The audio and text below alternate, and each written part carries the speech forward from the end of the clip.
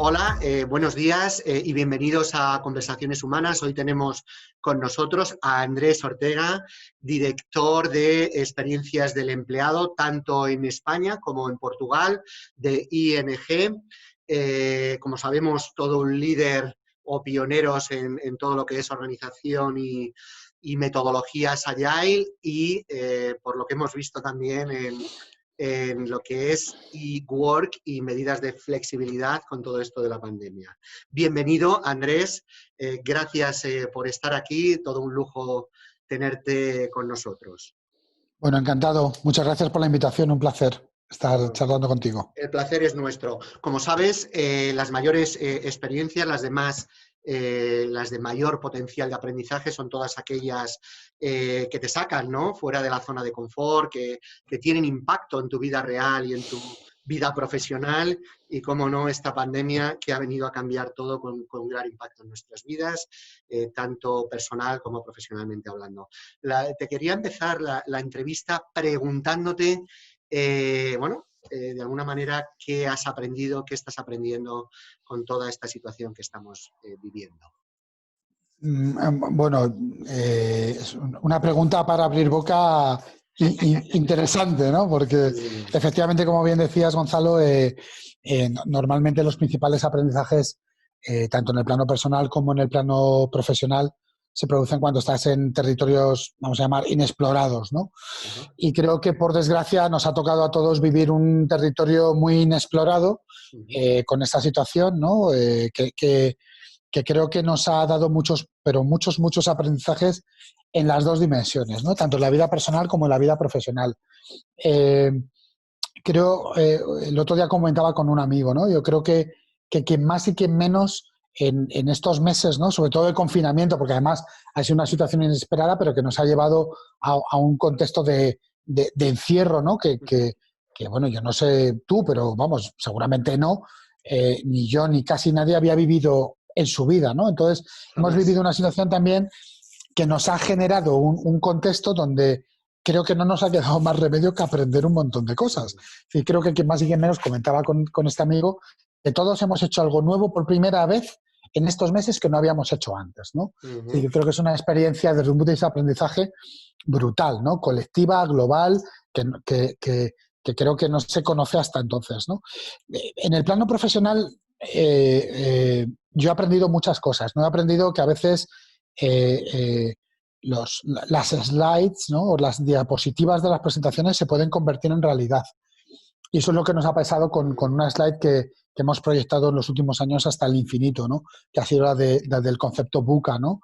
Ese acrónimo, ¿no?, de volatilidad, incertidumbre, complejidad, ambigüedad. De repente es como daba la sensación de que estábamos viviendo algo que era así, pero en muchos sitios no se acababa de tocar o de hacer realidad. Y pum, de repente ha sido como que el VUCA ha saltado de la pantalla, ¿no?, del slide a la vida real, y ha sido un aprendizaje importante, ¿no? Como a veces las cosas de las que hablamos en las slides se hacen realidad de verdad, ¿no? Yo creo que otro gran aprendizaje es que las empresas, también en el plano profesional, ¿no? Las empresas que tienen más posibilidades de sobrevivir son las que han trabajado mejor o con más foco sus prácticas de aprendizaje y de revisión de capacidades, ¿no?, de lo que se conoce como upskilling. Las empresas que hayan puesto cierto foco, cariño, mimo o dedicación a construir marcos y modelos de revisión de sus modelos de aprendizaje y de capacidades para conseguir evolucionar, creo que han tenido una ventaja competitiva con respecto a otras en esta situación, ¿vale? Es decir, creo que han ido por delante, y las empresas que hayan tenido que de repente empezar a corregir sobre la marcha algo que no habían hecho en el pasado, pues lo habrán pasado un poco peor. Y luego, otro aprendizaje que al menos yo he visto, ¿no?, y que también he compartido con muchos compañeros y con muchos amigos, es que toda esta situación que hemos vivido a nivel personal, barra social y también barra profesional, de alguna manera a mí me da la sensación que se ha democratizado el concepto de liderazgo, ¿no? Hemos visto infinitas situaciones en las que personas que ocupaban trabajos, ¿no?, a los que llamábamos esenciales, han desempeñado un papel de liderazgo, ¿no?, en el sentido de, si no hubieran hecho ese papel esencial, con ese nivel de entrega, con ese nivel de vocación, con ese nivel de sacrificio, quizás no habríamos llegado hasta el día de hoy, 26 de junio, que es cuando estamos charlando, ¿no?, con el punto, aunque nos queda todavía mucho trabajo por delante y muchos retos desde el punto de vista de la pandemia que abordar, ¿no?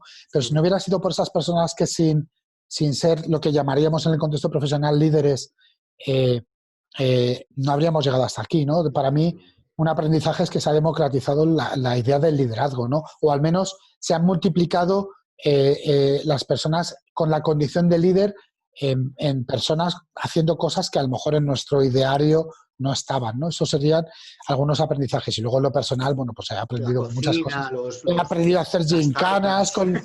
me he inventado deportes, me he metido a repostero absolutamente amateur. Oye, con un resultado digno, digno, no me veo MasterChef, pero le he perdido el miedo a muchas cosas. Yo no soy un tipo de cocinar mucho, la verdad. Y sin embargo, bueno, pues me he visto en una de esas situaciones en las que he dicho, bueno, pues tengo una oportunidad, ¿no? Vamos a ver qué tal. Así que me he hecho mis pinitos en la cocina, muy amateur y muy basic, eso sí, ¿eh? Andrés, ¿qué piensas? Bueno, con todo esto, con toda esta situación, mucha gente, ¿no? Hemos sentido miedo, salud, nuestras familias, trabajo, etcétera, etcétera. Muchas empresas han revisado, ¿no? Precisamente para adaptarse, para empatizar, ¿no?, con sus empleados, con sus clientes, con la sociedad en general, ¿no? Todas sus proposiciones de valor, todos sus propósitos inspiradores, ¿no?, para, de alguna manera, poner foco, para comprometer a esos empleados o fidelizar a los clientes, ¿no? ¿Vosotros habéis tenido que revisar de alguna manera esa proposición de valor hacia el empleado, hacia los clientes? Y si no lo habéis revisado, ¿habéis profundizado en algún valor, ¿no?, dentro de vuestra cultura que habéis trabajado más en este mes y pico atrás, que digáis, oye, pues vamos a reforzar este valor de cara a focalizar, de cara a comprometer más a los empleados? Bueno, yo creo que la cultura del banco y el esquema de valores que tenemos en el banco está muy orientado hacia las personas, siendo estas clientes o siendo estas empleados, De hecho, ¿vale? el tagline es progresa, ¿no? Claro, Progresa y con es, las personas. bueno, es personas en progreso, people in progress, pero luego está el ir un paso más allá para ayudar a las personas a progresar en su vida personal y en su vida profesional. Correcto. Es decir, quiero decir que el claim, ¿no?, del banco en ese sentido ya está muy afianzado y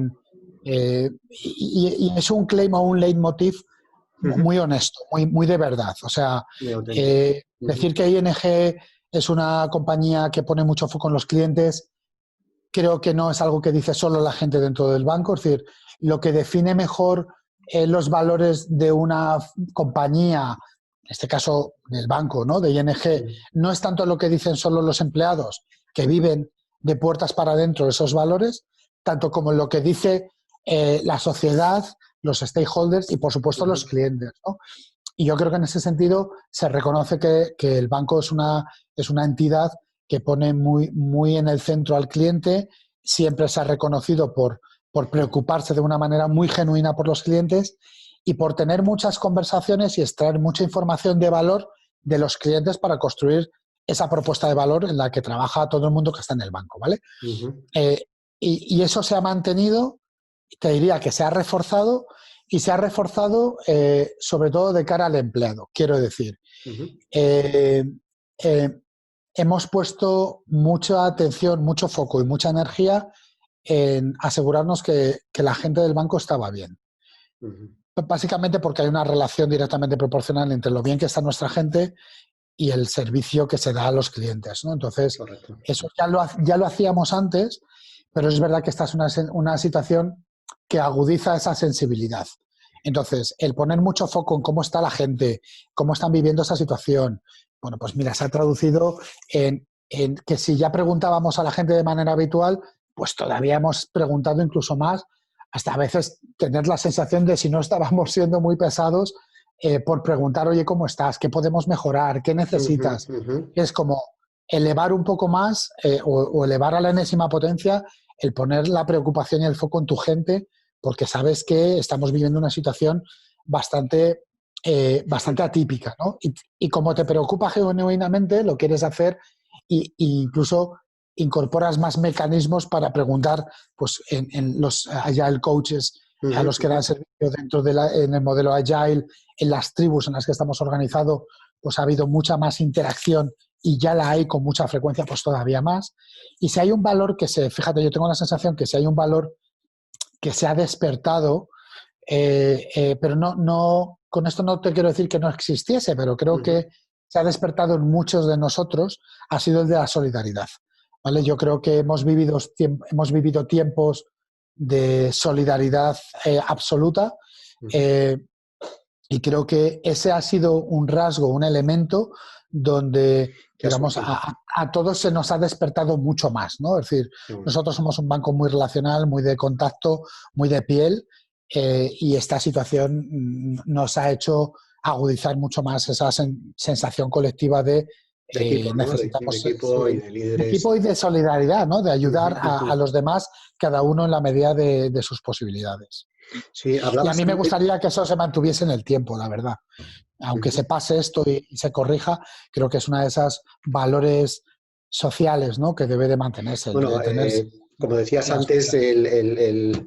la pandemia saca, creo yo, ¿no? Para mí ha sido desde luego, y yo creo que para todos nosotros, ha sido lo más disruptivo que hemos vivido en toda nuestra vida, ¿no? O al menos yo, ha sido un Mm, carrusel, ¿no? De emociones total. y creo que saca lo mejor, ¿no? De nosotros y lo peor a nivel emocional también, ¿no?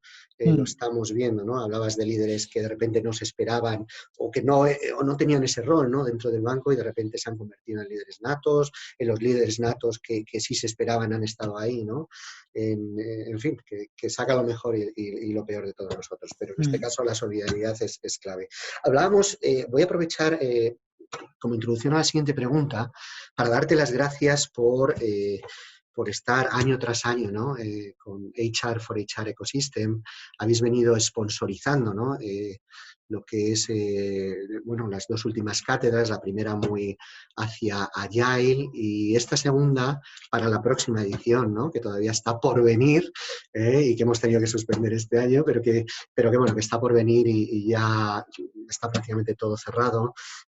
Vais a sponsorizar el de Banco de Líderes, ¿no? Quizás en el nuevo edificio, ¿no? En las nuevas oficinas que estáis. Eso esperamos, eso Sí, esperamos. señor, sí, señor, sí, señor, y si no, pues ya veremos cómo Seguro que sí, seguro que habrá sí. que adaptarse aún más, ¿no? Aún más.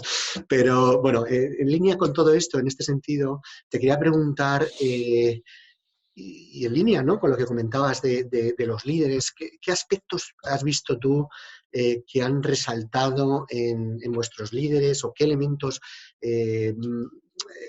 claves, ¿no? Están teniendo estos líderes en esta nueva realidad? ¿Piensas que Mm. el líder es el mismo de antes, pero ahora acentuando determinados elementos, determinadas dimensiones? ¿Cómo es el líder de la nueva realidad, en definitiva? Eh, Mira, qué buena pregunta. Conectándolo un poco con lo que comentabas antes, bueno, un placer que ING, digamos, sea parte del programa HR for HR un año más, Ujú. este año con una cátedra nueva, Sí, y lo conecto un poco con la con respuesta, ¿no? banco de líderes, sí, correcto. Y yo creo que va muy en la línea de la importancia que te decía antes, ¿no? De ser una organización muy customer centric, que lo es porque es muy people centric, Ujú, ¿vale? ujú. Y desde ese rol, ¿no? Que comentabas al principio, ¿no? Como employee experience. Al final, employee experience es la conexión natural de una organización que siempre ha puesto al cliente en el centro para diseñar con el cliente lo que realmente necesita, pues es trasladar esa mentalidad o ese modo de trabajar al concepto empleado, ¿no? Y diseñar con las personas del banco lo que realmente se necesita desde un punto de vista de procesos de función de HR, ¿no? Así que el concepto de liderazgo está ahí. Nosotros históricamente y de manera tradicional ponemos mucha energía y mucha dedicación en nuestros programas de leadership porque entendemos que es un elemento que hace que traccione toda nuestra cultura y todo nuestro entorno organizativo. Por lo tanto, tiene mucha lógica que seamos parte del programa y que estemos en esa cátedra, ¿no?, de banco de líderes. Hablábamos antes de liderazgo. El liderazgo que te decía que yo he visto no era solamente dentro del banco en qué medida cada persona se ha convertido en un mini líder o ha sido muy accountable o totalmente accountable o más accountable de lo que era antes, ¿no? Asumiendo el impacto que tiene lo que hace en otros, sino que también estaba pensando sobre todo en esas personas, ¿no?, con ocupaciones o con trabajos no esenciales, ¿no? Te decía que hemos visto muchísimos ejemplos en estos meses, ¿no?, de personas que a lo mejor en otras circunstancias, por el tipo de trabajo que desempeñan, no les habríamos dado una relevancia tan grande como la que han podido tener, y me refería a cómo se ha democratizado ese concepto de liderazgo, ¿no? Y con respecto a la pregunta de cómo debe de ser... Si son iguales. Mira, a mí me da un poco de rabia, ¿no?, pensar que la situación que hemos vivido ha puesto o ha traído al top of mind, ¿no?, ha rescatado una serie de valores humanistas para la figura del que desarrolla a otros o del que acompaña a otros. Porque creo que esos rasgos no deberían de haberse perdido de vista nunca, ¿vale? Entonces, lo que sí que creo que esta situación ha generado es que ha elevado, ¿no?, del ranking en aquellos sitios donde no pudiera estar en el top of mind, que no es el caso de ING porque siempre ha estado ahí, pero creo que ha puesto para muchas otras organizaciones la necesidad de elevar la prioridad de que los rasgos humanistas, ¿no?, de la inteligencia emocional aplicada al liderazgo, es decir, el pensar y ponerte en el lugar del otro, en qué emociones está, en cómo le puedes ayudar, ese rol de líder coach que nosotros llevamos promoviendo un montón de tiempo, etcétera, etcétera, ¿vale? Creo que para muchas organizaciones eso lo ha elevado, ¿no?, en la escala de prioridades, ha hecho que esos rasgos para las personas que gestionan a otros ahora estén mucho más arriba. Y puede ser, bueno, no debería de haber sido diferente, ¿no? Pero sí ha servido para que muchas empresas rescaten, ¿vale?, rasgos más ligados a la inteligencia emocional, como te decía, o más ese back to basics, ¿vale? En el plano de que el foco de una persona que desarrolla a otros es la persona y cómo la ayuda o cómo es un facilitador de las preguntas necesarias, pues entonces hemos ganado mucho, ¿vale? Pero creo que eso debería haber sido lo habitual incluso tiempo atrás. Sí, no sé quién me decía el otro día, hablaba con un compañero, ¿no?, de profesión, y decía, es que ahora lo primero que vamos a mirar es que sea buena persona. Lo primero, o sea, va a ser un más, ¿no? Lo primero es que sea buena persona y luego que tenga el talento, ¿no? Vamos a priorizar el que parece que antiguamente era el talento y luego que sea buena persona, ¿no? Pero ahora parece que esta persona me decía, no, ahora vamos a priorizar y nosotros siempre buenas personas, pero ahora todavía más, ¿no? Bien, oye, ya vamos terminando, ya te tengo que marchar. No te preocupes. Te quería preguntar de los horizontes, ¿no?, que hablan de, pues eso, de la parte de horizontes más estratégicos, incluso de liderazgo, ¿no? Hablan de una reacción, un anticiparse y un aprovechar las oportunidades, ¿no? ¿Qué elementos consideras que han sido críticos en la parte de reacción, ¿no? En esa primera fase, cuando llegó la pandemia, que habéis trabajado, creo que la has esbozado un poquito antes, y cuál va a ser el nuevo rol de recursos humanos a partir de esa última fase de aprovechar las nuevas oportunidades que traen las crisis. Bueno, mira, yo creo que Gonzalo, una de las cosas que hemos vivido, o sea, digamos que el impacto que ha tenido recursos humanos ha tenido en la primera parte un aspecto como muy táctico, ¿no? Ha pasado esto y hay que reaccionar, ¿no? Y hay que reaccionar activando una serie de mecanismos que pongan por delante la salud de los empleados de la compañía Es lo que hicimos nosotros, pero no lo hemos hecho solo nosotros. Me consta, ¿no?, que lo han hecho muchísimas organizaciones, no han tenido reparos en ningún momento para anteponer la salud de sus empleados y de sus profesionales por encima de cualquier otras cosas, ¿vale? Nosotros activamos desde el minuto 1 del partido, por llamarlo de alguna manera, un plan de contingencia para asegurar la continuidad del negocio, porque ya teníamos un Business Continuity Plan, es decir, que es el caso de ING, pero también sé que es el caso de muchas organizaciones que tienen bien definidos Business Continuity Plans por si suceden eventos de este tipo y tienes que, bueno, pues poner en marcha determinados mecanismos o protocolos que aseguren que el negocio siga adelante, ¿vale? Lo que creo que, o sea, Recursos Humanos ha tenido, por necesidades desde el guión, ese primer nivel de reacción muy táctico de chicos, toca crear un comité de crisis, hay que generar una rutina de comité de crisis diaria, etcétera, etcétera. O sea, en nuestro caso, además del Head of HR, de Isaac, estando al frente de ese comité de crisis en la parte de recursos humanos, ha habido más compañeros que han estado vinculados, la parte de relaciones laborales y seguridad y vigilancia de salud, han estado echando el resto, ¿no?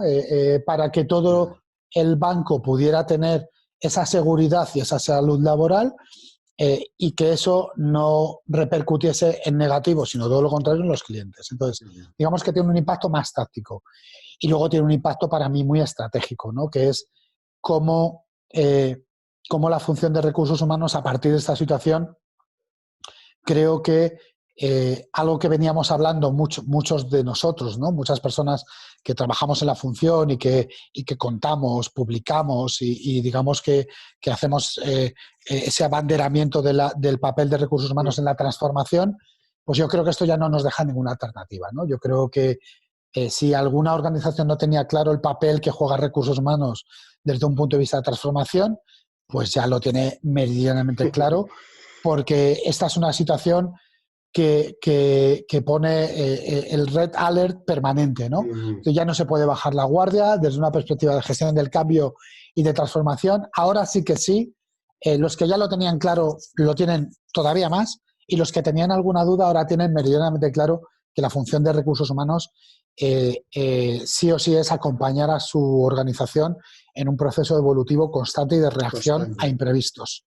Y eso es un elemento crítico, ¿no?, en la función de recursos humanos a nivel general.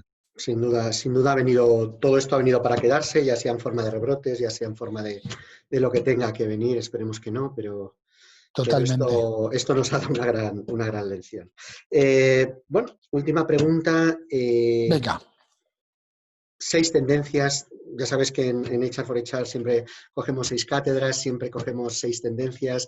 Ayer Mar decía, hombre, 6, te voy a decir 3 o 4, con que me digas alguna tendencia, bueno, que veas tú que por dónde van a ir los tiros en recursos humanos iba a decir a largo plazo, no, en los próximos 3 meses, porque ahora ya no podemos hablar de más tiempo, ¿no? 3, 4 meses, 2021 inicio.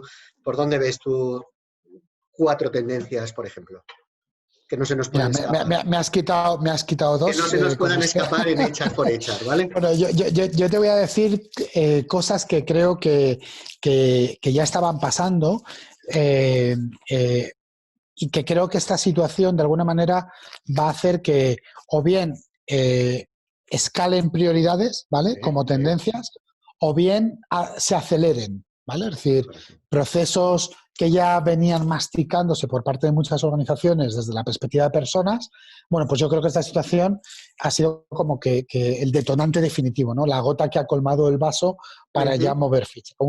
Una de ellas, que además está muy en boga, todo el mundo está hablando de ella y nosotros ya llevábamos mucho tiempo trabajando, es el de la aplicación de modelos y marcos de flexibilidad que acompañen, digamos, la evolución del concepto de trabajo en general a una organización en el siglo XXI, ¿vale?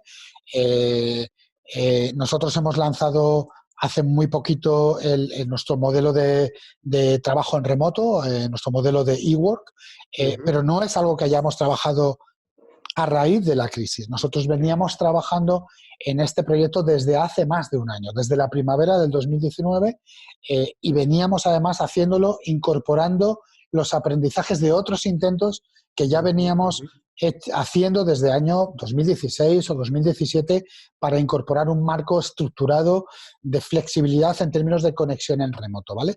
¿Qué es lo que ha sucedido? Bueno, pues que nosotros hemos podido comunicar y lanzar este marco de trabajo completamente flexible, acompañado de otras muchas medidas de flexibilidad, ¿no? Como pues, un límite horario para llevar a cabo las reuniones, una recomendación para que las reuniones no excedan el límite de 45 minutos. Es decir, una serie de medidas que también tienen en mente la idea de la desconexión digital, porque lo que hemos vivido en esta situación, que todavía no ha acabado, es una fatiga digital muy, muy, muy agotadora.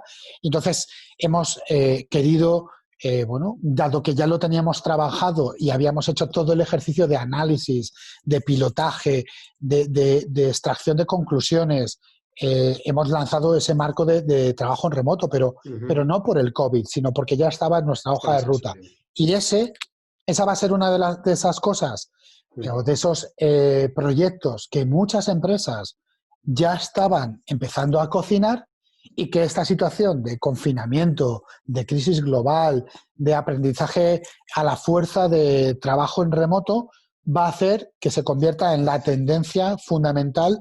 Yo diría que, fíjate, a lo mejor hace 4 meses nunca te habría dicho que era el número 1, ¿no? Pero yo creo que el contexto que vivimos la ha elevado a la prioridad absoluta, hasta el punto de que, como sabes, está a punto de ser legislada, ¿no? Ya hay organizaciones que, igual que nosotros, venían trabajándolo en el pasado y lo han hecho, ¿no? Esa te diría que es como una que como muy candente, y que yo no creo que sea una tendencia ahí súper novedosa, pero sí es un mecanismo que necesariamente van a acelerar muchísimas organizaciones, porque no van a tener más alternativa. Y a nosotros nos encantará ver cómo siguen un poco el espíritu que hemos llevado nosotros, implantando un modelo completamente flexible en términos de conexión en remoto, ¿no? Luego, creo que los modelos de long life learning, ¿no? Pues para mí es otro mecanismo que se acelera. Las organizaciones se han dado cuenta de que ese long life learning tenía una utilidad. Las empresas que estaban trabajando con anterioridad esos marcos de aprendizaje a largo plazo, conectada a su vez con otra tendencia, que son las plataformas de self-service desde un punto de vista de aprendizaje, pues de repente, entre que has vivido una situación de confinamiento, de trabajo obligado a distancia, de que has tenido que reaccionar para ver cuál era la capacidad de adaptación al cambio y el nivel de conocimientos que la gente de la organización tenía, de repente la unión de las dos es como que, desde mi punto de vista, se va a convertir en otra de esas grandes líneas de trabajo desde la perspectiva de personas, ¿no? Ahí estaría también el Learning Agility, ¿no? La capacidad esa de absorber rápidamente. Claro, a eso me refiero. Vale. A eso me refiero, la idea del long life learning, es decir, del aprendizaje constante. ¿Vale? Porque todo está permanentemente en revisión, y que era lo que te decía al principio cuando empezábamos a hablar, ¿no? Correcto. Esto nos ha hecho que una slide llamada VUCA de repente se aloje en nuestra vida personal y en nuestra vida real. Bueno, pues diseñar modelos de aprendizaje a largo plazo o constante, más que a largo plazo, marcos de long life learning, se han convertido en un must, ¿no? En una necesidad. Y para eso necesitas tecnología, ¿no? Para vehicular plataformas donde los empleados de las organizaciones consuman, en base a sus necesidades y a las de la organización, de una manera muy ágil y muy dinámica, el conocimiento que necesitan, ¿vale? Esa sería como una doble, ¿no? Porque tiene como dos cosas que se conectan. Me alegro que menciones esa tendencia. Ya sabes que ahí estoy últimamente trabajando muchísimo en el Learning Agility. Es verdad. Y me gusta que la digas el número 2. Sí, es verdad. Perdona que te haya interrumpido. Nada, no te preocupes. No soy de crear rankings, ¿no? Pero yo creo que otra digamos, tendencia o línea de trabajo que se va a acelerar, me da la sensación que va a ser la la proliferación de tipologías de profesionales que van más allá de las estructuras organizativas convencionales. Es decir, muchas organizaciones van a tener que enfrentarse a procesos de transformación o de reestructuración o de evolución, y eso va a hacer que las core organizations, es decir, las organizaciones se conviertan en más core y tiendan a identificar a profesionales freelance o nomads, ¿no? Nómadas del conocimiento, sí, para complementar aspectos que necesitan en sus dinámicas de trabajo o de generación en el negocio, pero que no son necesarios de una manera constante, sí, no, o no hace falta que formen parte de la estructura organizativa convencional. Algo de lo que venimos hablando desde hace mucho tiempo, creo que la concentración, ¿vale?, o la racionalización de las organizaciones por la obligación del guión, ¿no?, en el que estamos viviendo, va a hacer que muchos profesionales adopten también ese rol de freelance o de ultra especialización y empiecen a prestar servicios, que es algo de lo que venimos hablando desde hace muchos años, pero que en Europa no hemos conseguido que traccione de manera natural, y creo que esta situación va a hacer que lo vuelva a precipitar o que lo vuelva a poner un poco en el top of mind, ¿no? En lo más alto de la agenda, de identificar personas que tengan esa vinculación a proyectos sin ser parte de lo que es la estructura organizativa de las organizaciones. No me atrevo a decirte más, seguramente van a pasar muchas más cosas, pero creo que estas son como las cosas más relevantes. Parte que ya venía un poco, ¿no?, del 2008, de la gig economy y todo esto, claro, ¿no?, de que ahora pero que no acababa se hace, eso es. Ahora mismo no acababa de arraigarse o de echar raíces. Correcto, ¿no? Yo creo que esto también lo va a recuperar de alguna manera. Un sí o no, porque un sí o no. ¿Crees que cómo las empresas hayan gestionado esta crisis, ¿no?, que hemos tenido, la mayor crisis desde mi punto de vista que hemos tenido y que vamos a tener, el que vamos a tener ya veremos, pero que hemos tenido, puede condicionar el devenir de las empresas? Me refiero su ventaja competitiva, incluso su viabilidad en 4 o 5 meses, 6 meses. ¿Un sí o no? Sí. ¿Crees que desaparecerán empresas en 4 o 5 meses, 6 meses, y aparecerán nuevos modelos como aparecieron en el 2008 con el sharing economy, con la gig economy? ¿Aparecerán un Airbnb o un Uber o todo este tipo de empresas? ¿Aparecerán nuevas empresas con todo esto? Bueno, mira, yo no soy mucho, no se me da bien predecir el futuro, vaya por delante, pero creo que cualquier crisis siempre genera quiebres y oportunidades. Correcto. Entonces, como ha pasado con cualquier crisis que hayamos conocido nosotros y otras que no hemos conocido, siempre han surgido oportunidades. En esas oportunidades aparecen nuevos negocios, nuevas organizaciones, y hay otras que sufren y desaparecen. Entonces, casi te diría que sí, pero mirando al histórico, ¿no?, de qué es lo que ha pasado con otras crisis agudas y profundas, más o menos recientes en el tiempo. Siempre ha habido oportunidades y siempre ha habido momentos de quiebre. Entonces, creo que a nadie le extrañaría, ¿no?, que eso pasara. Entonces es un sí, es un sí. Yo creo que cuanto más disruptivo es, todavía más oportunidades y más, lógicamente, y más desapariciones de otras empresas. Muy bien, pues nada, siempre que te escucho se me va el salto al cielo, se me pasa el tiempo. La verdad es que muy rápido. He tenido la oportunidad. A mí también, siempre que hablamos me pasa lo mismo. He tenido la oportunidad de oírte en algunas ponencias que nos has dado, en las cuales pues hemos aprendido muchísimo, como siempre. Y nada, te agradecemos muchísimo el que hayas compartido con nosotros todo tu conocimiento, toda tu experiencia, que es inmensa. Y nada, y hasta aquí hemos llegado. Es un punto final, un punto y aparte, si tenemos dentro de unos meses la oportunidad de volver a charlar contigo, de ver cómo ha evolucionado Encantado. todo esto. Y nada más, ponemos punto y final. Espero que les haya encantado la entrevista y hayan podido aprender al menos lo que yo he aprendido y disfrutar de la conversación, y hasta la próxima semana con una nueva entrevista. Gracias, Andrés, de todo corazón. Un placer, Gonzalo, y muchas gracias por la invitación, y encantado de charlar contigo y volver a hacerlo cuando consideres. Por tu enorme generosidad.